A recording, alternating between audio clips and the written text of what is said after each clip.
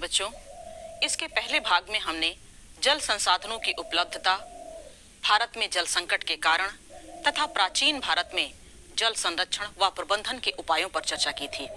प्यारे बच्चों, अब हम बहुउद्देशीय नदी घाटी परियोजनाओं से होने वाले लाभों की चर्चा करेंगे।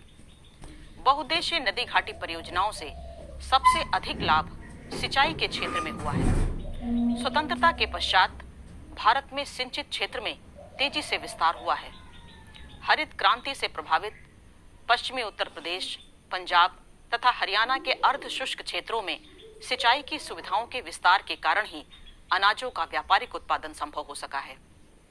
भाखड़ा नांगल बांध परियोजना के अंतर्गत सतलुज तथा व्यास नदी से निकाली गई नहरें तथा पश्चिमी राजस्थान में इंदिरा गांधी नहर परियोजना ने भारत के सिंचित क्षेत्र में क्रांतिकारी विस्तार किया है, जिनसे 50 सेंटीमीटर से भी कम वर्षा वाले क्षेत्रों में खाद्यान्न फसलों का उत्पादन संभव हुआ है।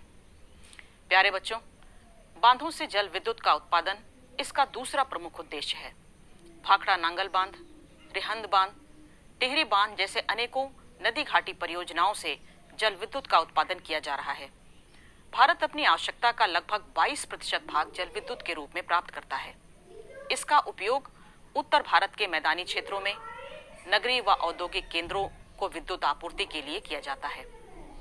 इन बांधों का विकास पर्यटन केंद्रों के रूप में भी किया गया है, जिससे सरकारों को पर्याप्त मात्रा में राजस्व की प्राप्ति होती है। कुछ बांधों में मत्स्य पालन व्यापारिक उद्देश्यों से भी किया जाता है।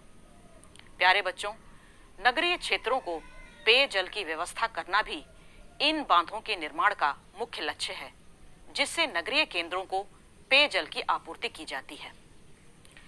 बच्चों, प्रारंभ में नदी घाटी परियोजना और उनसे मिलने वाले लाभ अर्थव्यवस्था को बढ़ाने वाले इंजन के रूप में रहे, किंतु पिछले कुछ वर्षों में इनसे होने वाले अनेक दुष्परिणाम भी सामने आए हैं। आज बड़े बांध विरोध और आलोचना का पर्याय बन गए हैं, जिससे अनेकों सामाजिक, सांस्कृतिक, आर्थिक तथा पारिस्थितिकीय समस्याएं देखने को मिल रही हैं। आगे हम इन बांधों से होने वाले दुष्परिणामों की चर्चा करेंगे। बड़े बांधों से होने वाली हानियों को हम मुख्यतः 2 वर्गों में रख सकते हैं। पहला पर्यावरण तथा पारिस्थितिकी पर दुष्प्रभाव तथा दूसरा सामाजिक आर्थिक दुष्परिणाम। पर्यावरणीय दुष्परिणाम में नदियों का प्राकृतिक बहाव अवरुद्ध होना।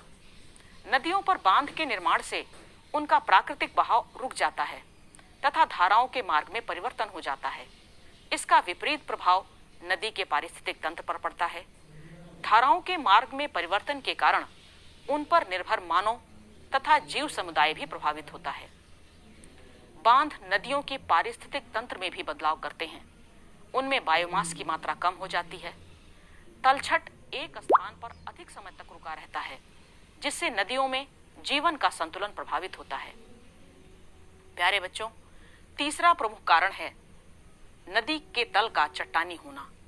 एक बड़े क्षेत्र में बने हुए बांध में लंबे समय तक पानी इकट्ठा रहता है तथा प्राकृतिक रूप से बहकर आने वाले तलछट का जमाव परत दर परत होता रहता है।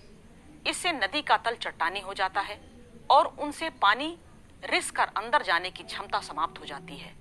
यह आकस्मिक बाढ़ का कारण बनती है। बच्चों, बांध नदी को टुकड़ों में बांट देते हैं, जिससे जलीय जीव आवासों में भोजन की कमी हो जाती है और उनका प्रजनन काल भी प्रभावित होता है।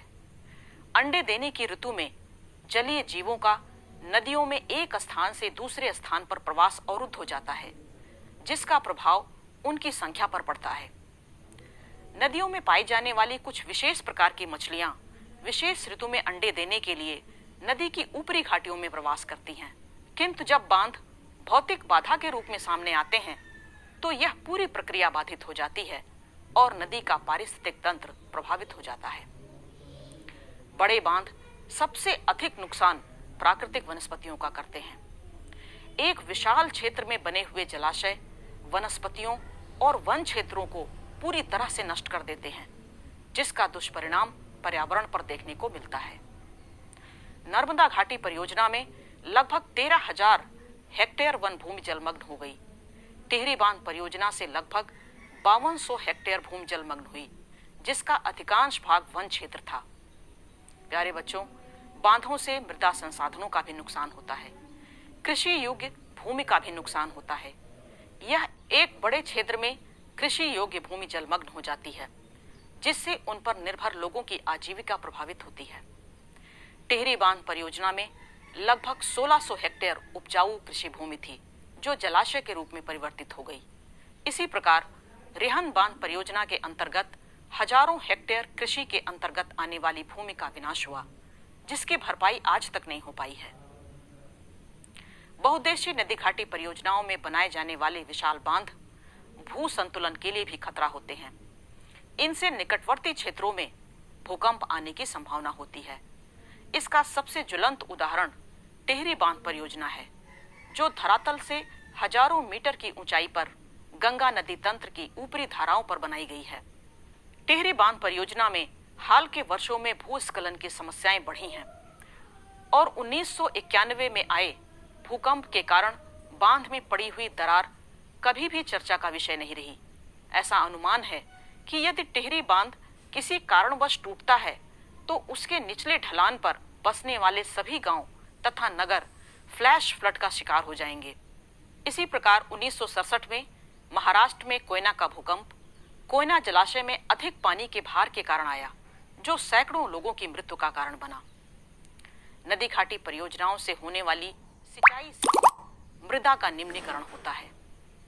शुष्क तथा अर्धशुष्क क्षेत्रों में अत्यधिक सिंचाई के कारण मृदा में लवणीकरण की समस्या उत्पन्न हो जाती है। उत्तरी पश्चिमी भारत के अधिकांश क्षेत्रों में, विशेष रूप से पश्चिमी राजस्थान की इंदिरा गांधी नहर द्वारा सिंचित क्षेत्रों में अत्यधिक सिंचाई के कारण हजारों हेक्टेयर भूमि में नमक की मात्रा बढ़ गई है और यह मिट्टी कृषि के लिए अयोग्य हो चुकी है। इस प्रकार अधिक सिंचाई मृदा में लवणीकरण की समस्या को जन्म देती है। यह समस्या पंजाब तथा हरियाणा के अधिकांश क्षेत्रों में भी तेजी से बढ़ रही है। बांधों में दरार पड़ने से आकस्मिक बाढ़ का भी खतरा रहता है। इस प्रकार अचानक आई हुई बाढ़ को फ्लैश फ्लड के नाम से जाना जाता है, जिससे प्रभावित क्षेत्रों का जनजीवन बुरी तरह प्रभावित होता है। वर्ष 2013 में आई केदारनाथ आपदा इसी प्रकार के बाढ़ का उदाहरण है। केदारनाथ मंदिर के पीछे स्थित चोराबारी जलाशय में पानी का दबाव बढ़ने से पूरी केदार घाटी अचानक जलमग्न हो गई, जिसमें लगभग 4550 गांव प्रभावित हुए और 5000 से अधिक लोगों की मृत्यु हुई। यह प्राकृतिक आपदा 2004 में आई सुनामी के बाद भारत की सबसे बड़ी प्राकृतिक आपदा मानी जाती है। नदियों के प्राकृतिक बहाव को रोकने से उनके साथ बहकर आने वाली उपजाऊ तलछट मैदानों तक नहीं पहुंचती है, जिससे भूमि की प्राकृतिक उर्वरता प्रभावित होती है। बांगर तथा दोआब भूमि का उपजाऊपन नदियों द्वारा लाई गई तलछट पर ही निर्भर करता है। यह प्रक्रिया हाल के कुछ वर्षों में नदी के बहाव को नियंत्रित करने से बाधित हुई है। प्यारे बच्चों, बांधों से छोड़े गए पानी के कारण मृदा का अपरदन तथा भूमि का निम्नीकरण भी होता है। प्यारे बच्चों, इस प्रकार हमने बांधों तथा बहुउद्देशीय नदी घाटी परियोजनाओं से पर्यावरण पर होने वाले दुष्प्रभावों की चर्चा की। आगे हम बड़े बांधों से उत्पन्न सामाजिक आर्थिक समस्याओं की चर्चा करेंगे, जिनकी गंभीरता पर्यावरणीय समस्याओं से भी कहीं अधिक है। वीडियो पसंद आए तो लाइक करें। अगर आप इस तरह के और वीडियो देखना चाहते हैं तो सब्सक्राइब करें। अगर आप चाहते हैं कि वीडियो आप तक सबसे पहले पहुंचे तो बेल बटन पर टैप करें। और अगर आप इस वीडियो को अपने दोस्तों और रिश्तेदारों तक पहुंचाकर अच्छा काम करना चाहते हैं तो इसे शेयर करें।